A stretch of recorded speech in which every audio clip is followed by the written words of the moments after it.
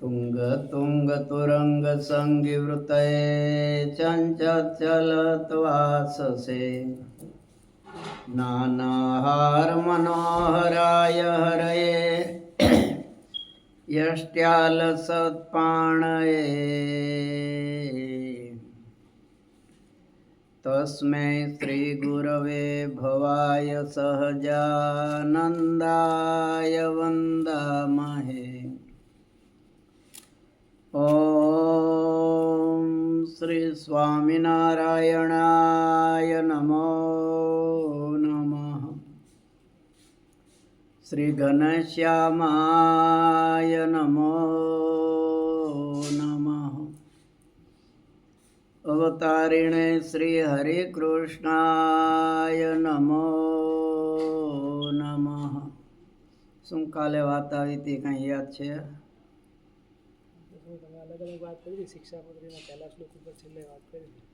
હા બરોબર છે, એટલું તો યાદ રહ્યું. મહારાજ કે સંતો એક તમારા જેવા એકાંતિક ભક્તો છે, એના જે દર્શન કરે સ્પર્શ કરે કોટી યજ્ઞનું પુણ્ય થશે. એક બે નહીં, કરોડો યજ્ઞનું. હા, જે વૃક્ષના ફળને તમે જમ્યા હોય એનું કલ્યાણ થાય છે. દૂધ જમ્યા હોય તો એનું મહારાજ કલ્યાણ કરે છે. શું? નિત્યાનંદ સ્વામીને રાતના 12 વાગે દૂધની જરૂર પડી, તબિયત નરમ હતી. એક હરિભગત એક ભરવાડને ગયા, પાછું દૂધ ગાયનું કે ભેંસનું નહીં, બકરીનું જોતું હતું.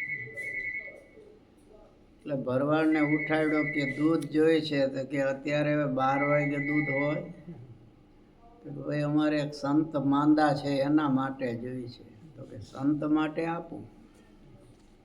એ ઉઠી અને દોઈ અને આપ્યું. એ બકરીએ દેહ મૂક્યો ત્યારે મહારાજ તેડો આવ્યા અને ધામમાં તેડી ગયા. એનું પુણ્ય કેટલું! એક દૂધ આપ્યું હતું જે પૈસા લઈને, પણ કોના ઉપયોગમાં આવ્યું એ મુખ્ય છે. નિત્યાનંદ સ્વામી જેવા મહાન વિદ્વાન સંત, ભગવાનના એકાંતિક ભક્ત, સર્વોપરી દ્રઢ ઉપાસનાવાળા. શું? સત્સંગી જીવન જ્યારે લખાયું ને ત્યારે મહારાજ કે અમને કૃષ્ણ જેવા લખવા. નિત્યાનંદ સ્વામી કે એવું તો ન લખાય, સત્ય વસ્તુ જ લખાય શાસ્ત્રમાં. મહારાજ કે પણ આમ લખવું છે. એમ કહેવાય છે કે 8 દિવસ સુધી ચર્ચા ચાલી. શું? એટલે બીજા બધા સંતોને મહારાજ કે તમે કેમ છો? તો કે મહારાજ તમે કયો એમ.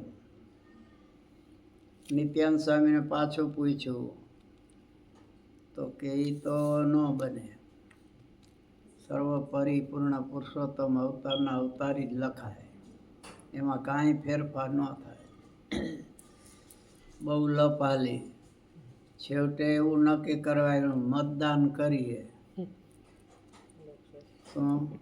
બહુમતી થાય એ પ્રમાણે કરવું. મહારાજ પછી મુખ્ય મોટા હતા, બધાને પૂછ્યું. એટલે બધા સંતો કે મહારાજ તમે કયો એમ જ અમારે કરવાનું હોય ને, તમારા માટે ભેખ લીધો છે. બ્રહ્માનંદ સ્વામી તમે શું કયો છો? બ્રહ્માનંદ સ્વામી કે મહારાજ મારો આત્મા છે એ નિત્યાનંદ સ્વામી તરફ છે, દેહ તમારી તરફ. તો મહારાજ કે મતદાનમાં તો અમારે દેહની જરૂર છે, આત્માની કાંઈ જરૂર નથી. પછી સુખ સ્વામીને કીધું કે જાઓ નિત્યાનંદ સ્વામીને સમજાવો, નહીં તો મારે પછી કંઈક બીજો રસ્તો લેવો પડશે જો નહીં માને તો.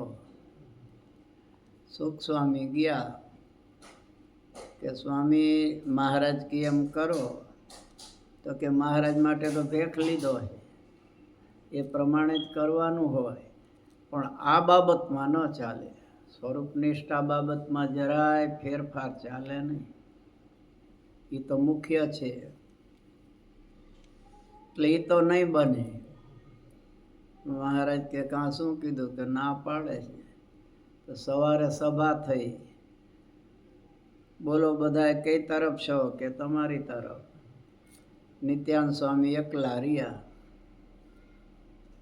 મહારાજ કે ભગુજી જાઓ અને ઘોર જંગલમાં જ્યાં કોઈ માનવ ન હોય ત્યાં મૂકી આવો. એટલે સુરા ખાચર કે મારા સિપાહીઓ છે, એ મૂકી આવશે. એટલે સિપાહી મહારાજ કે એમ કરો. 4 સિપાહીઓ આવ્યા, નિત્યાનંદ સ્વામીને લઈ જાય છે. નિત્યાનંદ સ્વામી મહારાજનું ભજન કરતા કરતા જાય છે. સુરા ખાચર ઓલા સિપાહીઓને કીધેલું કે થોડી વાર જંગલમાં કલાક જેવો આંટો ફેરવો કરી, પછી આ જગ્યાએ શાંતિથી રાખજો સ્વામી. કે ભલે. પછી એ પ્રમાણે કર્યું. અહીંયા પછી નિત્યાનંદ સ્વામી વગર બધા સંતો ઉદાસ થઈ ગયા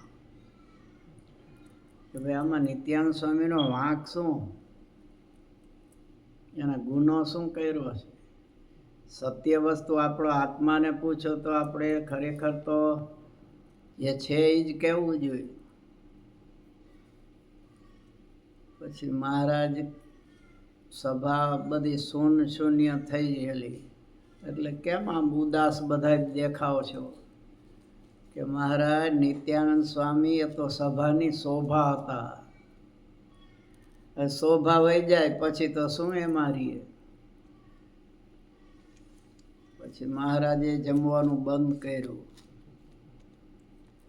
મહારાજ કે નિત્યાનંદ સ્વામી ગમે ત્યાં હોય શોધીને લાવો, ત્યાર પછી એને જમાડીને હું જમીશ. સુરા ખાચર કે હવે એ તો જંગલમાં જનાવરો ખાઈ ગયા હોય, શું હોય કોને ખબર. એટલે મહારાજ કે એવું કાંઈ ન હોય, જનાવર તો નહીં ખાઈ ગયા પણ શોધીને લાવો. તો સુરા ખાચર કે હાલો સ્વામી. આવ્યા. મહારાજ ભેટી પડ્યા. મહારાજ કે સ્વામી સ્વરૂપ નિષ્ઠા તો આવી દ્રઢ જોઈ. મેં બહુ તમારી પરીક્ષા લીધી, પરીક્ષામાં તમે ઉત્તીર્ણ થયા, બાકી આ બધાય તો અમે કીધું એમ કરવા માંડ્યા. મહારાજ ભેટી પડ્યા નિત્યાનંદ સ્વામીને. પછી કે હવે સત્સંગી જીવન લખો. અત્યારે પછી આ સત્સંગી જીવન છે, એમાં અમુક અમુક જગ્યાએ પછી સર્વોપરી દ્રઢ ઉપાસના, એની વાત, અવતારો બધા અંદર લીન થાય છે, સમાધિ પ્રકરણ, એ બધું આવ્યું પછી. એટલે એ કલ્યાણના દાતા એટલા માટે મહારાજ કહે છે, વસ્ત્ર ઓઢાડશે એનું પણ કલ્યાણ થશે. તમે જે જે નદી તળાવને વિશે પગ બોળો છો તે સર્વે તીર્થરૂપ થાય છે. હવે પગ બોળે ત્યાં તીર્થરૂપ થઈ જતા હોય તો એનું દૂધ નિત્યાનંદ સ્વામી જમે તો એ તીર્થરૂપ ન થઈ જાય. એટલે અક્ષરધામ મળી ગયું ને. મહારાજ ઇટોલામાં જીજાભાઈને તેડવા જાય છે. તે મહારાજ એમના પાડોશીને દર્શન આપ્યા કે મહારાજ તમે અત્યારે, તો કે જીજીભાઈ છે એને અક્ષરધામમાં તેડી જવા માટે આવ્યો છે. તો કે મહારાજ એમને ન લઈ જવાય, એ તો અત્યારે સત્સંગ કરાવે છે અમને. એમને લીધે બધા સત્સંગીઓ નવા નવા સત્સંગી થતા જાય છે, ભજન ભક્તિ કેમ કરવી અમને શીખવાડે છે. અને કથા વાર્તા વગર મહારાજે અષ્ટાંતમાં લખ્યું, આગળ ન વધી શકે. સમજણ આવે નહીં સત્સંગની, એ આવે નાટો મારીને વહી જાય એટલું, એમાં બીજું કાંઈ બળ ન હોય. સમજ્યા? અને જ્ઞાન વિના સ્થિતિ ન થાય, સ્થિરતા ન આવે ભગવાનની મૂર્તિમાં. એટલે ઓલા હરિભગત કે હમણાં તો મહારાજ ન લઈ જાવ તો સારું. તો મહારાજ કે સારું, તો પછી એમના બળદને લઈ જઈએ. તો કે મહારાજ એમનો બળદે એવું શું પુણ્ય કર્યું કે અક્ષરધામ એને મળી જાય? કારણ કે અક્ષરધામ મેળવવું એટલે સહેલું છે? એટલે ત્યાં એ તો મહારાજ કહે એક ફેરે નદીમાં પૂર આવ્યું હતું અને મુક્તાન સ્વામી અને એમનું મંડળ નદીના હામા કાંઠે હતું. આવું હતું ઈટેવલા. હવે પાણી બહુ એટલે આવી ન શક્યા. એ વખતે પછી આ હરિભગત છે એ એમનો એકો જોડીને, એકો એટલે એક બળદ જોડેલો, એમાં સીધું લઈને ગયા અને સ્વામીને ત્યાં જમાડ્યા. અને પછી પૂર ઓછું થયું એટલે પાછા એ સંતોને લઈ અને આવ્યા. એ બળદે સંતોને ખેંચ્યા ને એ સીધું લઈને ત્યાં ગયો. એ પુણ્યને લીધે એના બળદને તેડી જવા છે. એટલે આને એ વખતે તો વાત ન કરી, સમજ્યા? મહારાજ તો બળદને તેડીને વયા ગયા. સવારમાં વહેલા ઉઠી અને હરિભગત ગયા. જીજીભાઈને કે જીજીભાઈ હાલો ને, તમારા બળદ બાંધ્યા છે અહીંયા. કે પણ શું છે? તો કે હાલો તો ખરા. પછી ગયા. પોતાને એમ થયું કદાચ મને સ્વપ્ન આવ્યું હોય તો, એટલે પછી ન હોય કાંઈ તો શું થાય. ગયા ત્યાં બળદ મરેલો. કે મહારાજ ધામમાં તેડી ગયા, આવી રીતે વાત કરી હતી. એટલે મહારાજ કહે છે કે જે વૃક્ષ છે એનું ફળ એને તમે જમો. મહારાજના ઉપયોગમાં જે વૃક્ષના ફૂલ ફળ ઉપયોગમાં આવે, એટલે ભગવાનના ભક્તને ત્યાં બગીચો હોય, જગતના જીવોને ત્યાં હોય, એ જુદો હોય, આમાંય જુદું હોય. કારણ કે ભગવાનના ભક્તને મકાનની આગળ ફૂલ છોડ તુલસી હોય, એ લઈને ઠાકોરજી માટે લાવે તો ઠાકોરજીના ઉપયોગમાં આવ્યા ને, એટલે એને સત્સંગમાં જન્મ મળે. એ જીવનું સારું થાય. કોઈ ફ્રૂટનું ઝાડ હોય તો ફ્રૂટ ભગવાન માટે લાવે તો એ જીવને સત્સંગમાં જન્મ મળે. ને 84 લાખ ને જમપુરી મટી જાય ને. તમારા કોઈ ભાવે કરીને દર્શન કરે છે, કોઈક તમને ભાવે કરીને નમસ્કાર કરે છે, તેના સર્વ પાપનો ક્ષય થાય છે. ને વળી તમે જેને ભગવાનની વાત કરો છો અને કોઈકને ધર્મ સંબંધી નિયમ ધરાવો છો, તેનો મોક્ષ થાય છે. હવે ધર્મ સંબંધી વાત કરવી પાછી આકરી છે, સમજ્યા? એ બધાને મનાય નહીં. હવે અમારે સાચું કીધા વિના છૂટકો નહીં. અમને મહારાજે આજ્ઞા કરી છે. હવે સત્ય વસ્તુ તમને ન કહી તો અમને દોષ લાગે. એટલે અમારે જે હોય તો કેવું પડે, એક વખત કે બે વખત કહી દેવાનું. પછી ન કરે તો અમારે પછી અમને દોષ ન લાગે. જાણતા હોય ને ન કહે તો અમને દોષ લાગે કે હવે એને ખબર નથી, પણ તમારે તો કહેવું જોઈએ ને, જાણ તો કરવી જોઈએ ને. અત્યારે સાચું કહી તો હગી માને કહે છે ને નથી ગમતું, ને હગા બાપાને ન ગમે, અને હગા દીકરાને ક્યાં ગમે. તો સત્ય વસ્તુ તો કહેવી પડે ને. અપરાધ ન થાય એના માટે બધું છે. ભગવાનની સેવા કરે એના માટે શિક્ષાપત્રી ભાષ્યમાં 18 દોષો લખ્યા છે. શું? અપાન વાયુ છોડાય નહીં ભગવાનની પાસે, તરત એક બાજુ વાયુ જવું જોઈએ, એ મોટો અપરાધ છે. ગ્રામ્ય વાતો કરાય નહીં ભગવાનની સામે, કારણ કે પ્રગટ ભગવાન બિરાજે છે. મહારાજ બેઠા હોય ને આપણે બીજી ચર્ચા કરી. તો એટલોય ભગવાનનો મહિમા નહીં. મહારાજ બેઠા હોય અને તમે ફોનમાં વાત કરો તો આની સામે તો આપણે જવા દે છીએ. તો એનો અર્થ શું કે આ પ્રગટ માનતા નથી, મૂર્તિ માની છે. એટલું નાસ્તિક ભાવ છે આપણામાં. મહારાજ કે સત્સંગી છો પણ છાના નાસ્તિક છો. ઉપર ચોટ્યું છે, બાકી પૂરેપૂર મર્યાદા રહેવી જોઈએ. અપવિત્ર હાથથી ભગવાનને સ્પર્શ ન થાય. શું? ભગવાનને પીઠ ન દેવાય, રુદન ન કરાય ભગવાનની સામે. ગદકંત કંઠે રોમાંચિત ગાત્ર થઈને પ્રેમ વિભોર થઈને ભક્તિ માટે રડતા હોય તો વાંધો નહીં, પણ ઘરના દુઃખ માટે ભગવાનની સામે રડાય નહીં. ક્રોધ ન કરાય, ભગવાનની સામે બહેનોની સાથે વાતું ન થાય. શું? પોતાની પત્નીનો સ્પર્શ ભગવાનના મંદિરમાં ન કરાય. ત્યાં લગી મહારાજે ના પાડી. એ શિક્ષાપત્રીમાં આવે જ છે ને, મંદિરમાંથી બહાર નીસર્યા પછી પોતપોતાની રીતે વર્તવું. પણ દેવની મર્યાદા છે, એ જેટલું પાલન એટલું સુખ, જેટલું એ આજ્ઞા લોપી એટલું દુઃખ આવવાનું. એ પ્રશ્ન કર્યો છે સંતોએ, મહારાજ તમે કહો છો કે મારા ભક્તને દુઃખ આવે જ નહીં, કારણ કે તમે લઈ લે ગુરુ રામાનંદ સ્વામી પાસે માગી લીધું છે, તો ભક્તને દુઃખ તો આવે છે. તો મહારાજ કે તુચ્છ પદાર્થ માટે ભગવાનની આજ્ઞા લોપે છે. એ આજ્ઞા લોપે છે એટલું દુઃખ થાય છે, અને આજ્ઞા પાળે એટલું સુખ થાય છે.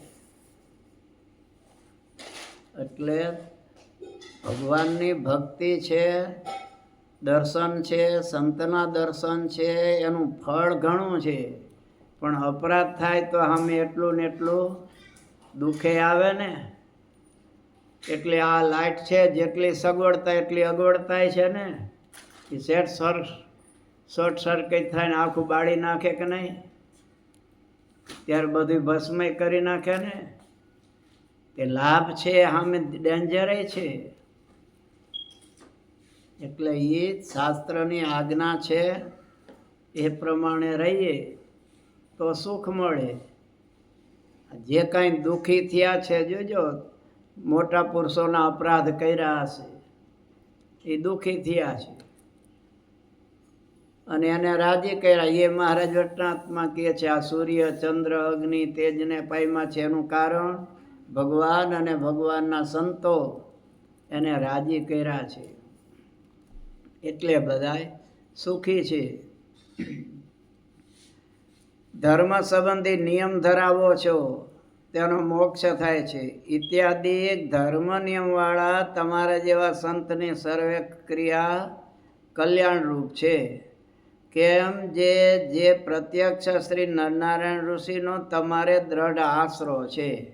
એ આશરો મુખ્ય છે. આશરાને લીધે કિંમત છે. શું? નોકર તો એક શેષનો હોય, એ નોકર કહેવાય. અને ભૂપેન્દ્રભાઈનો નોકર હોય, એ નોકર કહેવાય ને. પણ આખા ગુજરાતનો પોલીસનો વડો હોય, એને ભૂપેન્દ્રભાઈનો નોકર એમ કહી શકે, આ બેસો ઘડી, સાહેબ કામમાં છે, બેસાડી દે કે નહીં? નોકર છે તોય શેષનો નોકરી કરી શકે? એ તો ધ્રુજતો હોય પોલીસથી. અને આ નોકર તો છે, પણ કોનો છે? એના ઉપર છે ને બધું. અને મોદીનો નોકર હોય ભૂપેન્દ્રભાઈ નહીં કહી શકે. ભલે ગુજરાતના પ્રધાન રહ્યા કે સાહેબ થોડું કામમાં છે, બેસો અહીંયા, તો બેહવું પડે કે નહીં? એમ કે હું ગુજરાતનો પ્રધાન છું તો અંદર જાઉં, તું તો નોકર કહેવાય એમ કહી શકે? નોકર છે પણ કોનો? એમ તમે હું છે દાસ, પણ કોના? સર્વ પરિપૂર્ણ પુરુષોત્તમ નારાયણના. જ્યાં જેને ઈશ્વરોએ વંદન કરે, એનાથી ડરે, કે આનો અપરાધ કરશું તો તકલીફ પડશે, ઓલા આપણી સીટ લઈ લેશે, પાછા રાજીનામું આપવું પડશે, એમ ડર લાગે બધાયને. આશરો છે પ્રત્યક્ષ શ્રી નરનારાયણનો, તમારે દ્રઢ આશરો છે ને તે શ્રી નરનારાયણ ઋષિ તમારી સભામાં નિરંતર બિરાજે છે જ ને. ભગવાન અહીંયા બિરાજે છે ને, નરનારાયણ દેવ છે, રાધાકૃષ્ણ દેવ છે, લક્ષ્મીનારાયણ દેવ છે, સ્વામિનારાયણ ભગવાન બિરાજે છે, બધાય પ્રત્યક્ષ છે. એ ભાવનાથી રહેવું જોઈએ કાયમ, એની મર્યાદા રાખવી જોઈએ. અને બે વાતનો એ ઉત્તર છે. અને વળી તમે કહેશો જે ભગવાનનો દ્રઢ આશરો છે ને માયિક ગુણ કેમ વ્યાપે છે? માયિક ગુણ ક્યાં? માયાનું ટોળું બધું માયિક ગુણ. કામ, ક્રોધ, લોભ, ઈર્ષા, અભિમાન, રાગ, દ્વેષ, છળ, કપટ, આ બધું માયાના જ ગુણ છે. ભગવાનના એ ગુણ નથી. ભગવાનના ક્યાં છે? સત્ય, શૌચ, દયા, શાંતિ, તિતિક્ષા, ઉપરતિ, એ બધાય માયિક ગુણ કેમ વ્યાપે છે? તો કહીએ છીએ ષડુર્મીય રહિત ને માયિક ગુણે રહિત સર્વને કરવા એમાં તો કાંઈ વાર નથી. ષડુર્મી, છ ઉર્મી કઈ? ભૂખ, તરસ, સુખ, દુઃખ, એ બધાય શું? રહિત, માયિક ગુણે રહિત સર્વને કરવા એમાં કાંઈ વાર નથી. અને અસંખ્ય જન્મની શ્રુતિ થઈ આવે ને અનંત બ્રહ્માંડની ઉત્પત્ત્યાદિ ક્રિયાને કરે એવા સર્વને કરવા એમાં તો કાંઈ વાર નથી. મહારાજ કે એવાય કરી દે હમણાં. શું? મહારાજ ગરડામાં બેઠા હતા અને ઓલો કોઈ ભક્તે હાર પહેરાવ્યો હશે, તેમાં આટલી હરી હશે અહીંયા પડેલી. મહારાજી લઈને આમ 4 કટકા કર્યા, પછી આમ ગોઠવી અને આમ ઉડાડી દીધી. ધન સ્વામીએ વિચાર કર્યો કે મહારાજની ક્રિયા હાવ અમથી હોય નહીં, આપણે તો હખણા ન રહી. આપણો સ્વભાવ એવો ચંચળ હોય, અહીં બેઠા હોય ને આમ સાદડીને આમ ખોતરા કરી, આ જો નીકળી ગયા છે, અમથા નથી નીકળ્યા કાંઈ, સમજ્યા? કાં તો એમાં ખંજરી વગાડી છે આમ, તે ખંજરી કયા એના માટે પાથરી છે? સીધું દોકળ મૂકીને એમાં હથોડો મારો તો આને કાંઈ નુકસાન નહીં થાય. ઘેર હોય તો એમ કરો, અહીંયા તરત રેલો આવે. અને અહીંયા તે સ્વામીએ વિચાર કર્યો કે મહારાજ એમના મમથા તો કાંઈ કરે નહીં, કે મહારાજ આ તમે આમ ગોઠવી કટકા કરીને પછી આમ ઉડાડીએ શું કર્યું? મહારાજ કે આમ ગોઠવી એટલે 4 બ્રહ્માંડોનું સર્જન કર્યું, પછી આમ ઉડાડી એટલે 4 બ્રહ્માંડોનો નાશ કર્યો. હવે 14 લોકનું એક બ્રહ્માંડ, કેટલા જીવો, અસંખ્ય અબજો કે પદ્મની વાત ન થાય એટલા 14 લોકનું બ્રહ્માંડ. એટલે હવે મહારાજને તો એમાં કરતા અડધી મિનિટ થઈ હશે, પણ 4 બ્રહ્માંડ આપણે એક મકાને કરી શકીએ? 4 બ્રહ્માંડોનું સર્જન કર્યું, 4નો નાશ કરી નાખ્યો. એ કેટલી શક્તિ હશે ભગવાનમાં. એટલે મહારાજ કે બ્રહ્માંડોની ઉત્પત્તિ આદિકને કરી એવા કરી, એમાંય વાંધો નથી, એ કરી દઈ. ષડુર્મીય રહિત પણ કરી દઈ. અને અસંખ્ય જન્મની શ્રુતિ થઈ આવે ને અનંત બ્રહ્માંડની ઉત્પત્ત્યાદિકને કરે એવા સર્વને કરવા એમાં તો કાંઈ વાર નથી. હવે અસંખ્ય જન્મની શ્રુતિ થઈ આવે, આ શ્રુતિ નથી થઈ ને, એ જ સારું છે, સમજ્યા? જનક રાજાએ એક ફેર ગુરુને કીધું કે મને દયા કરીને મારા 7 જન્મનું જ્ઞાન આપો. એટલે ગુરુ કે હવે જવા દે ને એ વાત, પણ વારંવાર કીધા કરે. એટલે પછી કે જો રાજા 7 જન્મની તું વાત કરસ ને, પણ એક જન્મનું જ્ઞાન આપું ને તોય તને શાંતિ નહીં રહે. શાંતિથી જે ભજન ભક્તિ કરે સુખ મળે છે એ નહીં રહે. ભગવાને જે અજ્ઞાનતા આપી છે એનું કારણ જે છે શાંતિ ને સુખ માટે. તો કે પણ નહીં, એક જન્મનું તો આપો કે સારું કાલથી થશે. સમજ્યા? હવે બીજા દિવસે નાહી ધોઈ પૂજા પાઠ કરી અને હિંડોળા ખાંટે કાયમના નિયમ ઉપર બેઠા. ત્યાં પૂર્વ જન્મનું જ્ઞાન થયું. ત્યાં એમની પત્ની આવી અને પડખે બેસીને આને જ્ઞાન થયું કે આ મારી પત્ની તો પૂર્વ જન્મમાં મારી માં હતી અને મેં આને પત્ની બનાવી આ વખતે. હવે રાણીને તો એ ખબર નથી કે આ પૂર્વજન્મનો મારો દીકરો છે ને હું એની માં છું. એ તો ધણી જ માને છે. એટલી તો એ પ્રમાણે જ બેસે ને બધું કરે. એટલે ઓલા નજીક આવે ને આમ આગા આગા ખસી જાય. ઓલા આમ ખંભે હાથ મૂકે તો આઘા ખસી જાય કે કેમ આજ આમ કરો છો તમે. સમજ્યા? હવે સતત યાદ આવ્યા કરે કે મારા જેવો પાપી નહીં કોઈ કે સગી માને મેં પત્ની બનાવી. પછી ગુરુ આવ્યા કે કાં?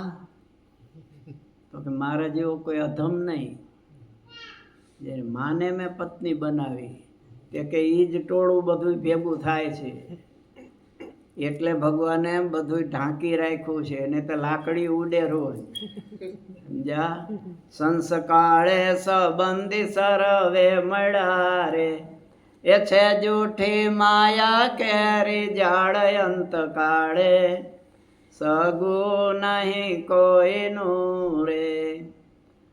અંતે કોઈનું સગું નહીં. હવે તો પહેલા જ અંત પહેલા હગા ક્યાં રીએ છે? હજી આવડા હોય ત્યાં કાંઈ કહેવાતું નથી. મોટા થઈને તો ક્યાંથી કહેવાશે? હજી આપણે એનું પોષણ કરવાનું, ભણાવવાના, તોય આપણું ધાયરું ન થાય ને એનું ધાયરું કરાવે છે. તો આ મોટા થઈને પછી આપણું ધાયરું કરવાના તોય માયા જાય છે. હવે ખબર પડે કે આ દીકરો પૂર્વનો મારો શત્રુ છે. મારા આને 5 લાખ દબાવ્યા હતા, લઈ ગયો તો અને પછી દીધા નહીં. એ આવ્યો છે દેવા, તો એમાં એક થાય. એને બથમાં લ્યો, એને ચુંબન કરો ખરા. તો એક લેવા આવ્યો ને એક દેવા આવ્યો હોય. દેવા આવ્યો હોય દીધા કરે ને લેવા આવ્યો હોય માંદો પડે ને લઈ જાય. એમને કરતા કરતા પૂરું થઈ જાય. સમજ્યા? એટલે મહારાજ કે અનંત જન્મની અસંખ્ય જન્મની સ્મૃતિ થઈ આવે એવા કરવા એમાં તો કાંઈ વાત નથી.